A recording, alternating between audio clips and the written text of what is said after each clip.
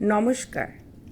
আজকে চলে এলাম আমি রীনা মণ্ডল আপনাদের সামনে সমাজের কিছু সত্য ঘটনা, যেই ঘটনাগুলো রোজকার বা প্রত্যেক দিন ঘটছে, আমি আপনাদের সামনে সেগুলো ছোট ছোট করে তুলে ধরবার চেষ্টা করি। দেখুন, উত্তর 24 পরগনা জেলায় বনগাঁ কলপ নামক এক গ্রামে প্রায় 50-60টি দোকান মধ্যরাতে পুড়ে ছাই হয়ে যায় বা ভস্মীভূত হয়ে যায়। রাত্রি 1টার সময় 50-60টি দোকান কীভাবে পুড়ে গেল সেটা ওই গ্রামের লোক কেউ জানে না। ওই 50-60টি দোকান ছিল সব রকমের, যেখানে জামা কাপড়, দশকর্মা, চাল ডাল, যাবতীয় মাছের দোকান, মাংসের দোকান। ওই গ্রামে ওই 50-60টি দোকান এক জায়গায় অবস্থিত ছিল এবং সেখানে সব ধরনের দোকান ছিল। সেই দোকানগুলি পুড়ে যাওয়ার পরে ওই গ্রামের অবস্থা কি বলুন তো? সেখানে কোনো বাজার নেই, তারা বাজার করবে যে কোনো বাজার বলুন, মাছ, সবজি, চাল ডাল, পুজোর জিনিস যেগুলো আছে সবই ওই 50-60টির মধ্যেই ছিল।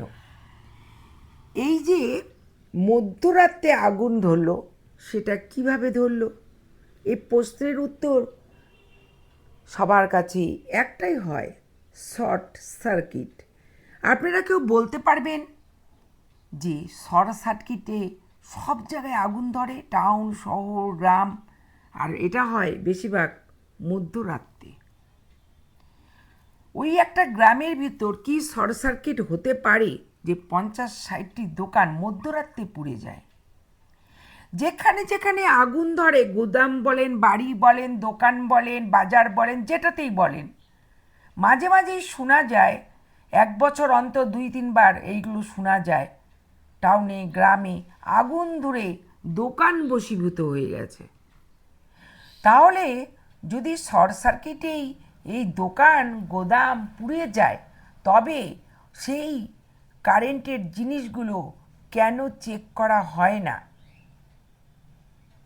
আজকে যে কোনো আগুনই আপনারা বলছেন শর্ট সার্কিট, তাছাড়া আপনারা কোনো প্রমাণ দিতে আজও পারেননি গ্রামের লোকদের, টাউনের লোকদের, যেখানকার লোকদের। এই কিছুদিন আগে গোদাম পুড়ে কত লোক, কত শ্রমিক সেখানে মারা গেলেন। আপনারা একটা কথাই বলেন শর্ট সার্কিটে আগুন ধরে গেছে। শর্ট সার্কিট কেন হয় সেটার তো আপনাদের কারণ খুঁজতে হবে, সেটা তো আপনাদেরকে আগে দেখতে হবে।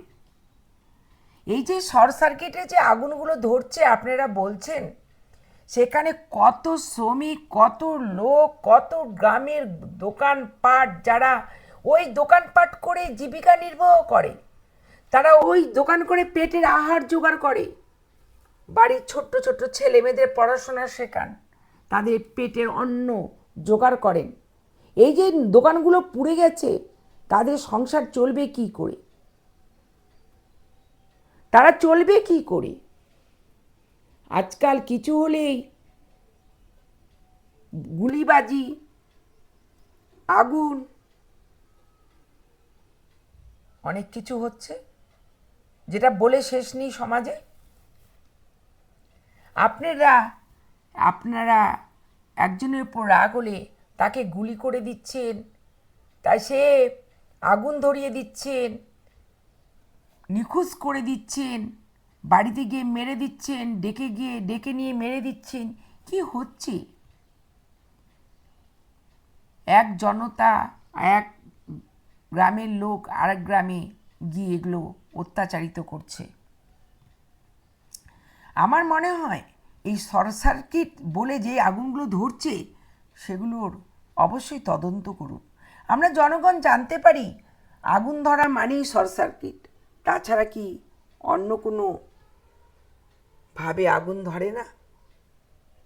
আজকে যে এতগুলো দোকান পুড়ে গেল, সেই লোকগুলি কিভাবে ওই দোকানগুলোকে তৈরি করবে বলুন তো? খালি তো দোকান নয় না, সেখানে ভেতরে তাদের যারা বিক্রি করে দিন আনে দিন খায়, সেই জিনিসগুলো ভেতরে ছিল। তারা দোকানটা তৈরি করবে কি করবে, আর তার ভিতর যে জিনিসগুলো ছিল সেগুলোই বা আনবে কি করে? আমরা মাঝে মাঝে শুনতে পারি এখানে ওখানে গুদামে আগুন লেগে অনেক শ্রমিক মারা যাচ্ছেন, অনেক লোক মারা যান। এদেরকে কেউ ফিরিয়ে দিতে পারবে? এই যে গরিব লোকগুলি এই দোকানগুলি করে খেত, এদের দোকান বানাতে বানাতে প্রায় 1 বছর লেগে যাবে সেই দোকানের ভিতর যে জিনিসগুলো বিক্রি করে সেগুলো। তবুও তারা ওগুলো বানাতে এই টাকাগুলো কোথায় পাবে? আপনারা সমাজে সবাই আছেন, শান্তি আনুন, বিশৃঙ্খলা বাদ দিন। কেউ কাউকে মেরে, আগুন জ্বালিয়ে, ধর্ষণ করে, লুটপাট করে, চুরি করে, ডাকাতি করে কিচ্ছু পাবেন না। মানুষ এই জন্মে এসেছেন, যেমন কর্ম করবেন, পরজন্ম তো নয়, এর জন্মেই তার পাপ পুণ্যি পাবেন। আপনারা যখন এই কাজগুলো করেন, একবার কি ভাবেন না যে ভগবান বলে জিনিস আছে? কর্ম যেইসা করেগা ওইসা ভোগেগা। কর্ম ভালো করুন। ভগবান আপনাদেরকে পাঠিয়েছে সমাজে অত্যাচারিত না করতে। ভালো কাজ করুন, ভালো কাজ করুন, ভালো ফল পাবেন। সমাজে এগুলো বন্ধ করুন। ধর্ষণ, লুটপাট, চুরি, ডাকাতি, আগুন জ্বালানো, একে অপরকে মেরে দেওয়া, বিদ্বেষ, ঝগড়া, অশান্তি, এগুলো আমাদের সমাজ থেকে বন্ধ করুন। এইটা আমার সবার কাছে অনুরোধ রইল।